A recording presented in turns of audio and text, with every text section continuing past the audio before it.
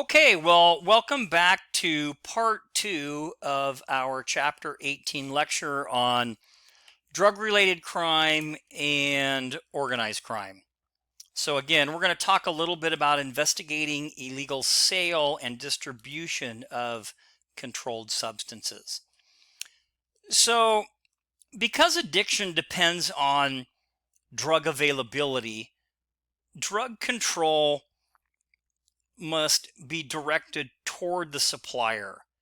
And this is often a joint effort among law enforcement agencies at all, at all different levels. So investigating the illegal sale and distribution of drugs requires the basic techniques used for other crimes, plus special investigative skills related to the behavior of drug users and sellers, both of whom can be dangerous and unpredictable.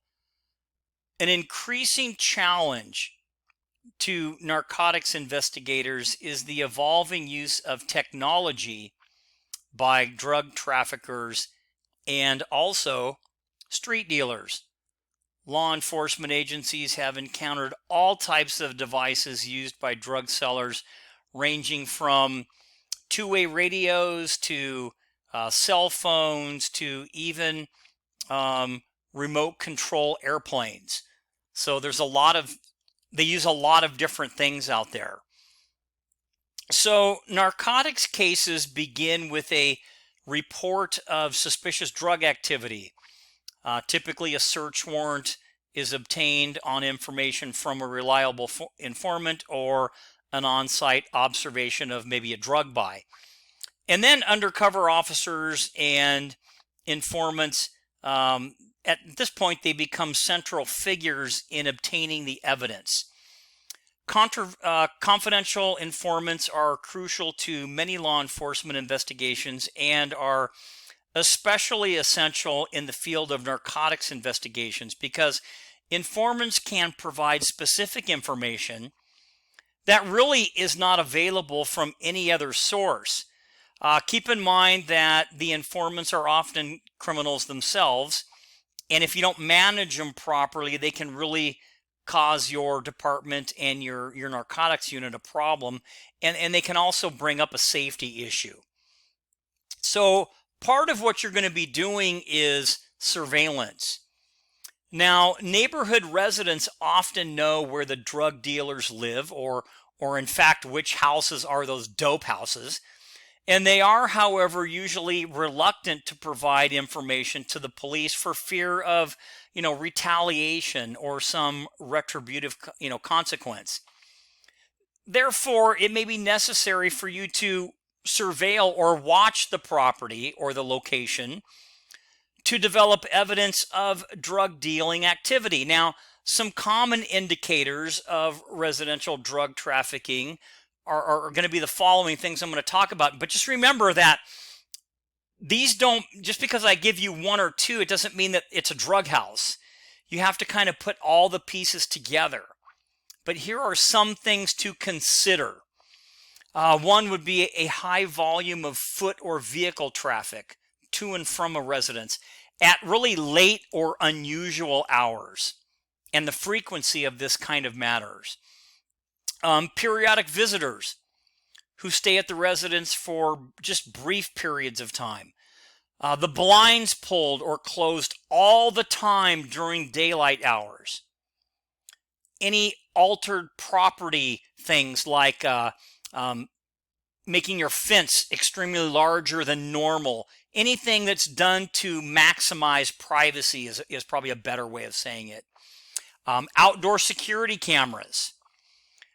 Beware of dog signs and the dogs that always seem to be out all the time on guard. So these are some things that you really should look for. And again, individually they don't mean much, but combined with other things they might. And it is frequently best to just simply watch and obtain information, especially if you happen to witness a drug buy.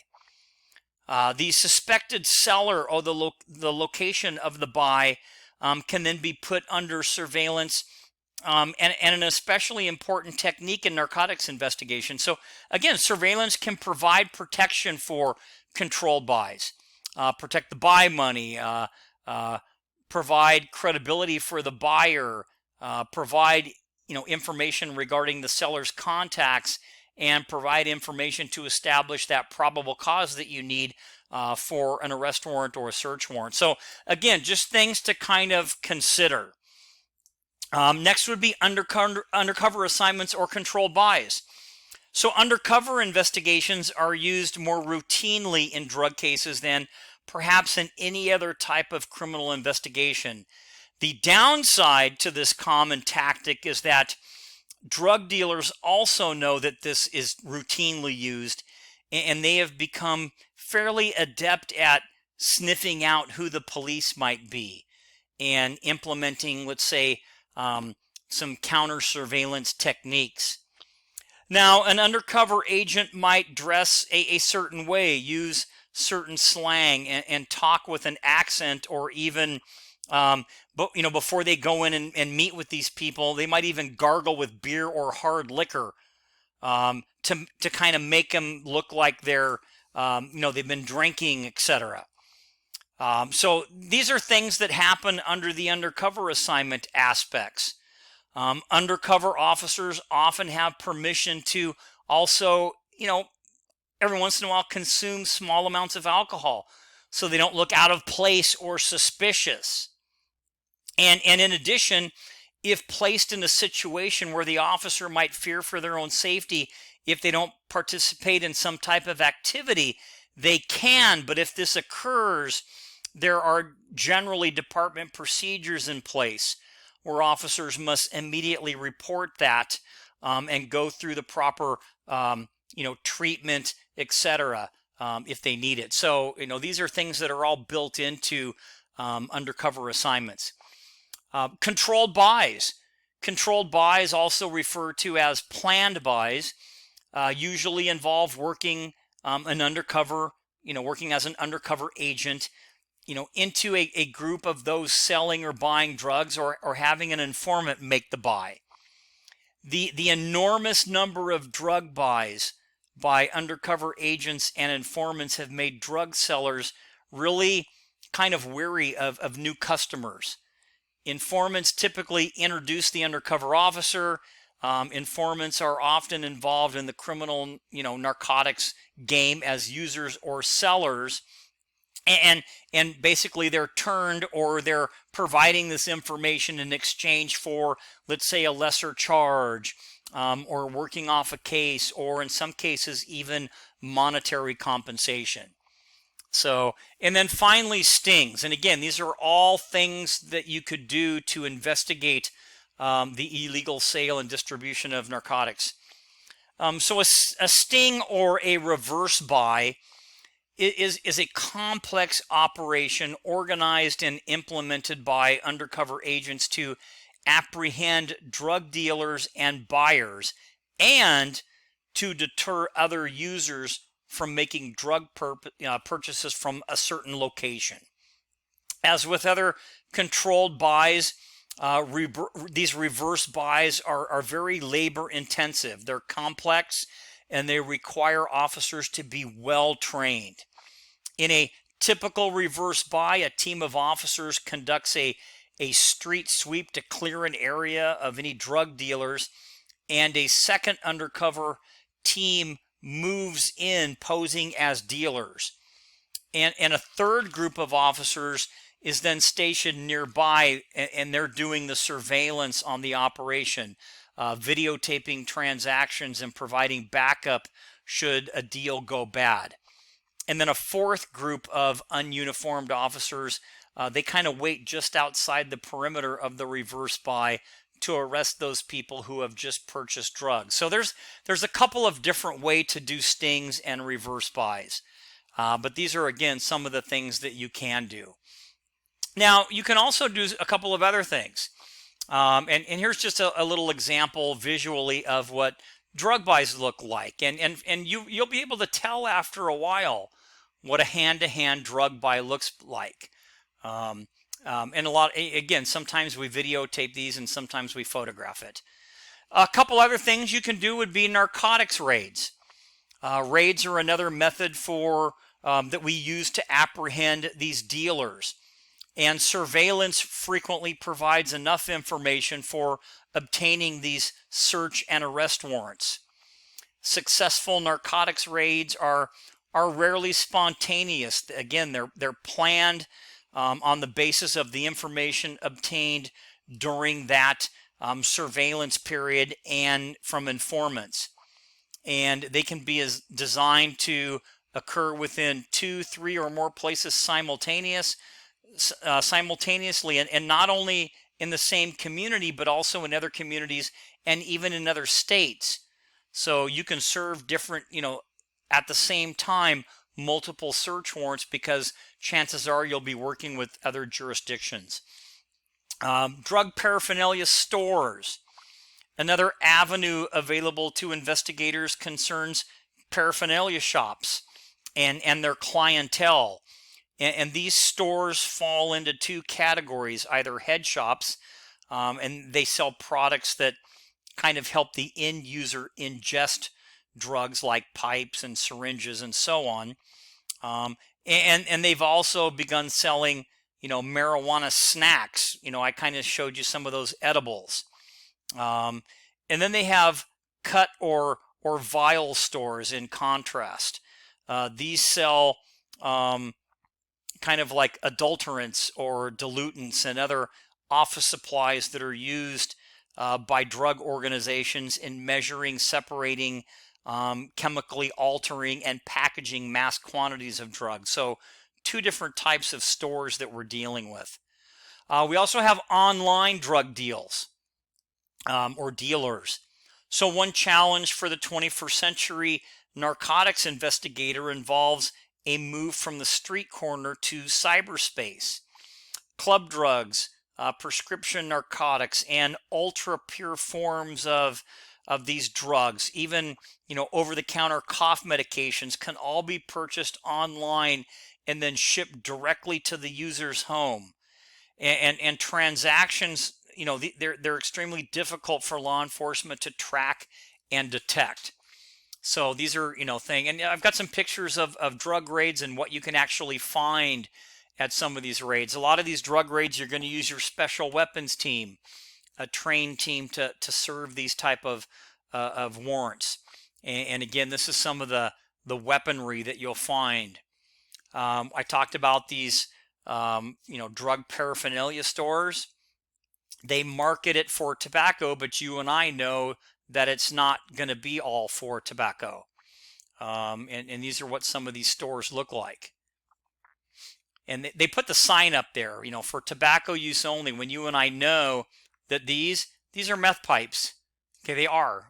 We've already seen some photos in that. But again, they're marketing it as something else. And then we have online, and we talked about some of the other online, locations or websites where you can buy different club drugs. We even have one where you can get, marijuana delivered to you. It's called Weed Maps. And you can even track the daily special and find out where the different delivery people are. That's what all these little green things are. So just new things that we're dealing with. One of the biggest things that we've been dealing with historically have been these clandestine drug labs that are manufacturing either rock cocaine, PCP, but moreover, it's usually methamphetamine. So drug labs can be set up almost anywhere. Smaller operations are typically more portable and easily moved, making detection a little more difficult. These clandestine labs, meaning they call them clandestine because they're kind of like hidden, right? They tend to share some common characteristics. And knowing what to watch for can really help you as an investigator undercover these dangerous operations. From the outside of a structure, investigators may observe things like blacked out or boarded up windows, or hoses that are running through in the corners of windows out into a backyard. dead vegetation from from chemical waste, and even strong chemical odors, all of which may indicate that there's a lab inside. And inside a structure, indicators include things like coffee grinders with white residue, or coffee filters, which you're gonna separate some of the chemicals, with red stains in them because you use red dye a lot of times, or red lye. Large quantities of acetone, antifreeze, camping fuel, drain cleaner, lithium battery, matches, plastic bags, cold tablets, cough syrup containing pseudoephedrine, and an abundance of mixing containers, both glass and plastic, crock pots and other large pots, strips of bed linen cloth for filtering the different types of drug mixtures. Because again, methamphetamine is synthetic, and so is PCP. But typically, it's the clandestine labs that we're dealing with a lot of times is with PCP. So a couple more things. We talk about entering a clandestine lab. So when encountering a drug lab or its components, do not use lighters or smoke a cigarette, anything that could ignite fumes. Don't turn switches on or off, because the electric connection could produce sparks, which could cause an explosion. Don't taste, smell, or touch anything in there because it'll absorb through the skin. You have to be really careful. That's why you see a lot of times these folks that go in there, they wear these special suits and they have breathing apparatus. Check for booby traps before moving or touching anything. The various health and safety hazards encountered at these clandestine drug labs, they necessitate that only properly trained and equipped people go into the site. And as it relates to processing, proper processing of a clan lab requires taking photographs with identifying labels, completing a thorough inventory, collecting samples, and preparing chemicals and equipment for disposal. The DEA stresses that no material or apparatus should be moved until the agent has inspected or inventoried each piece of evidence, and the certified chemist takes samples as needed for evidence. So along with that is going to come cleanup.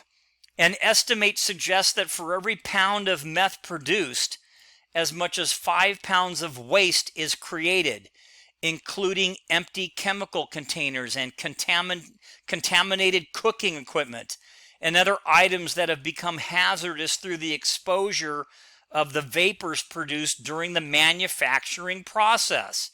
So it's really bad, because look at the stuff they're using.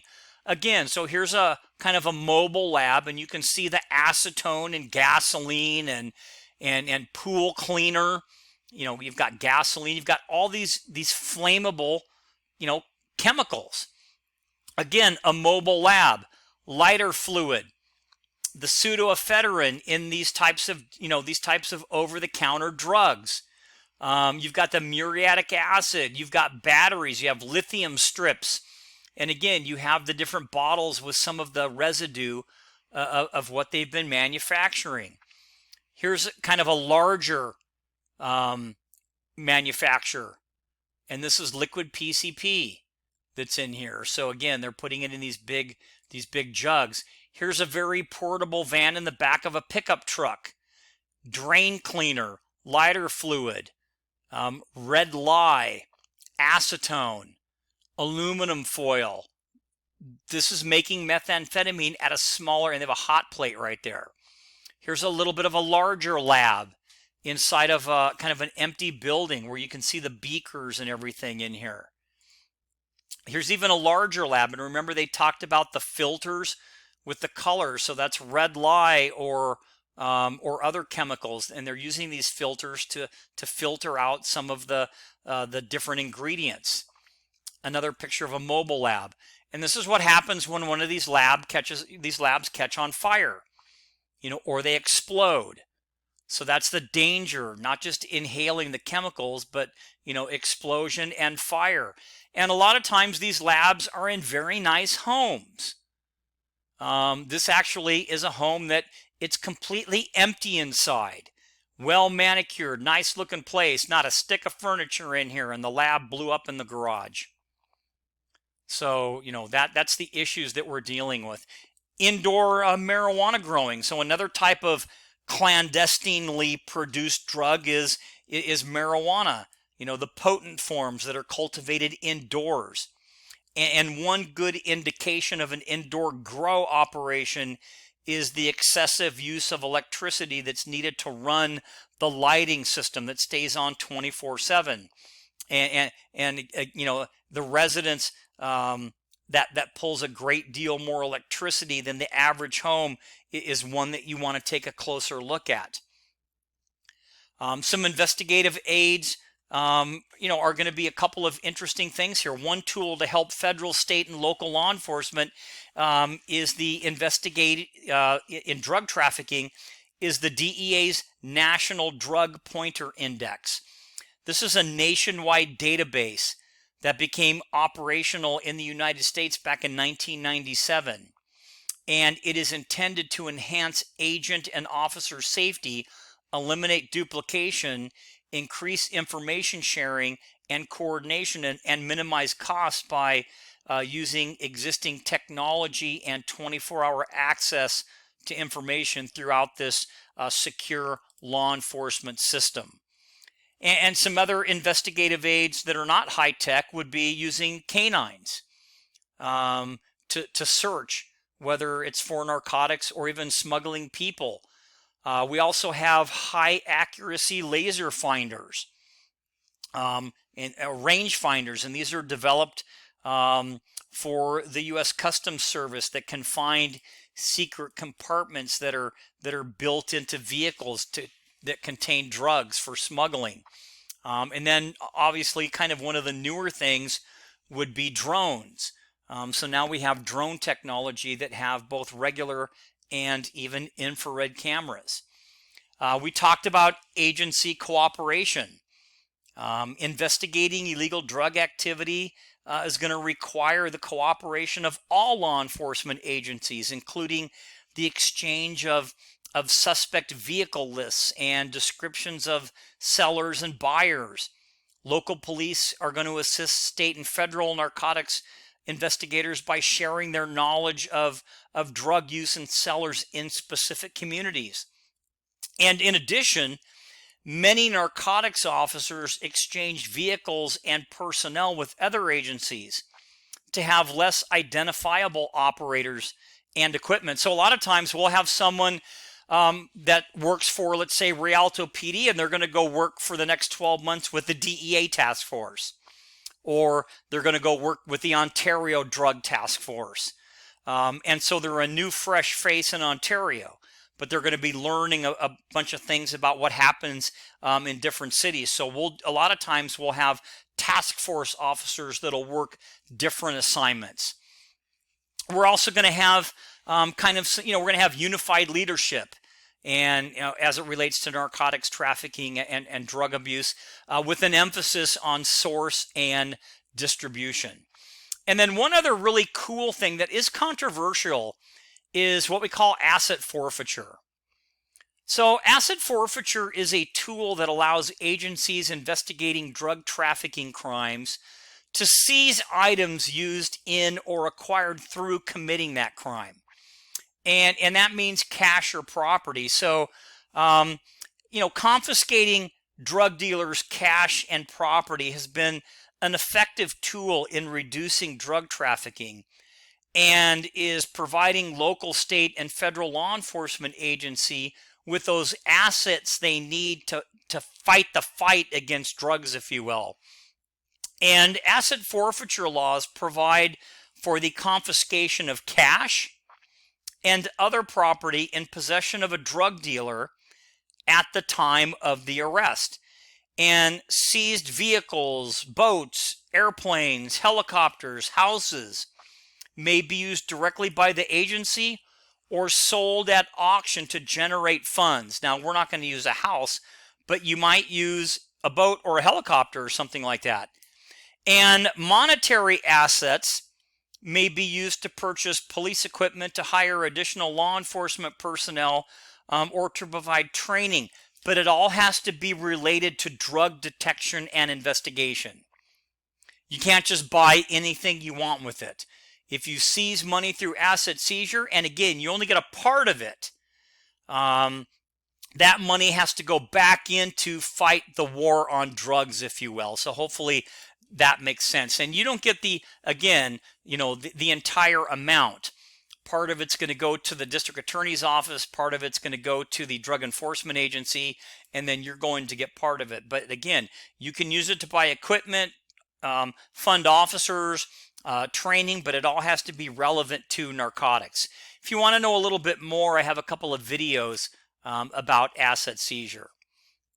So how do we prevent problems with illegal drugs, and what are maybe some of the agencies and things that we can do as it relates to community partnerships? Well, of course, we can look at things like federal funding, and we can work with our local businesses, schools, our public health departments, individual citizens, get involved in other operations like Operation Weed and Seed, and OTC drugs. So there's a lot of things that we can actually do. There are some different approaches that are out there. There's the National Drug Control Strategy, addressing our nation's drug problem, and it has a three-prong approach: prevention, treatment, and law enforcement. And I was going to say, I think I have the schematic. So here is the strategy kind of mapped out. So you can look at it a little bit more on a schematic, and this is the actual strategy. And it includes rehabilitation, and it includes prevention, and it includes crime control. So we have these different components. Okay, so I wanted to touch just briefly on organized crime. So I'm not going to spend a lot of time on it, but I want you to know that it is a direct connection, if you will, as we speak of drug-related crimes, etc. So organized crime is a global issue, entangling communities around the world in its web of corruption and violence. And organized crime undermines legitimate commerce. It manipulates stock markets. It steals merchandise, distributes drugs, and basically enslaves innocent women and children. And there are some distinctive characteristics of organized crime. Now, some of them are a definite organization and control of a particular group or a particular area. High profit and continued profit crimes.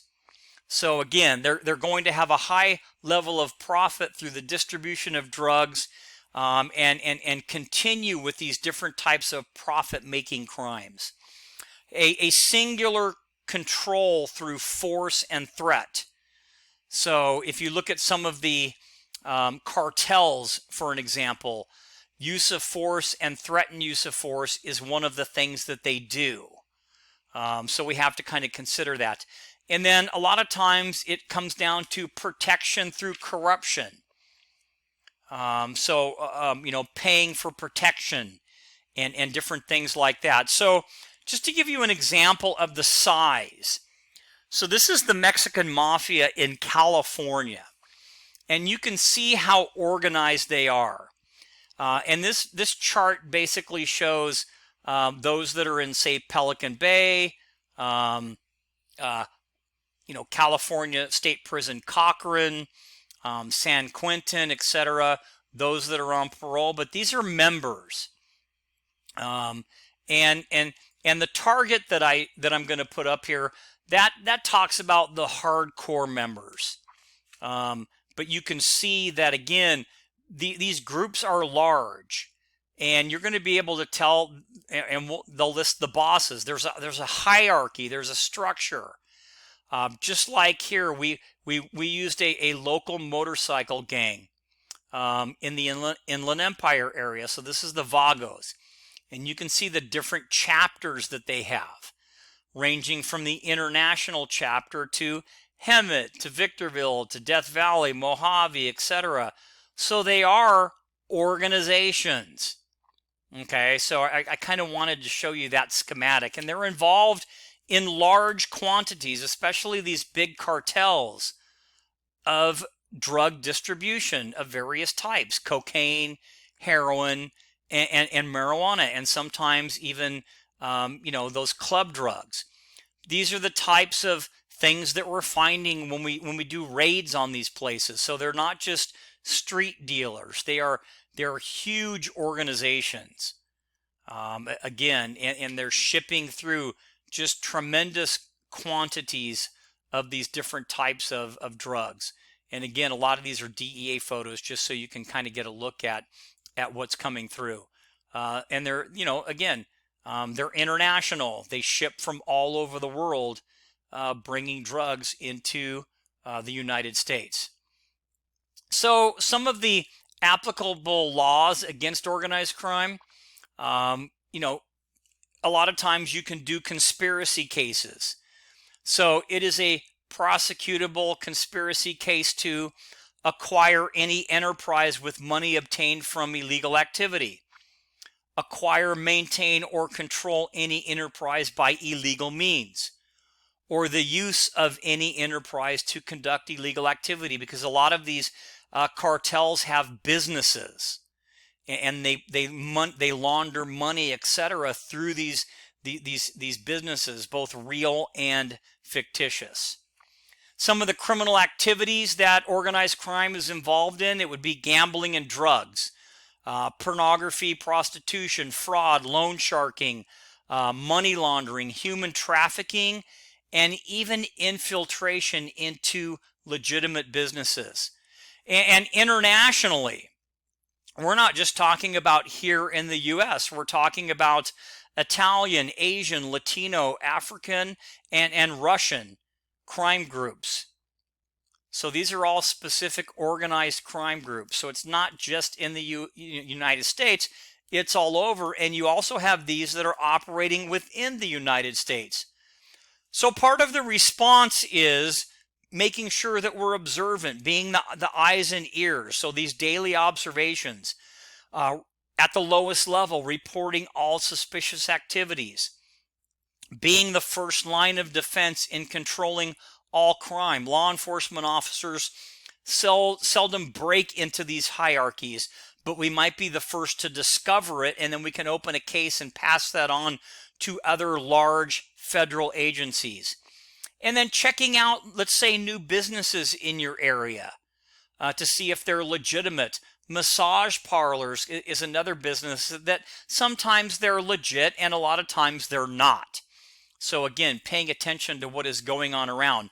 Some of the agencies that are going to help you will be the FBI, the Postal Service, the Inspector Service, the Secret Service, Department of Labor, Securities and Exchange Commission, dealing with financing and money, and then of course the Internal Revenue Service. But we have a lot of other ones that are out there.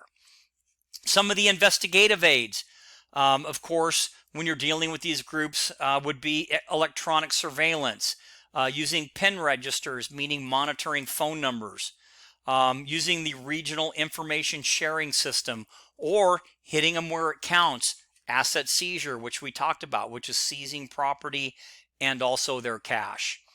So in summary, and again, I know that was just briefly touching on organized crime, but I wanted to hit more on the actual drug aspect. So the Harrison Narcotics Act in 1914 made the sale or use of certain drugs illegal. The Drug Enforcement Administration, the DEA, provides unified leadership in attacking narcotics trafficking and drug abuse. There are distinctive characteristics of organized crime, and they include definite organization and control, because there is a hierarchy. And then, of course, daily observations of local law enforcement officers provide vital information on all types of different investigation, not just low-level narcotics, but also some of these larger cartels So paying attention really matters. So that's going to be it. That's going to conclude our part 2 lecture on chapter 18, talking about drug-related crimes and a little bit about organized crime. So until next time.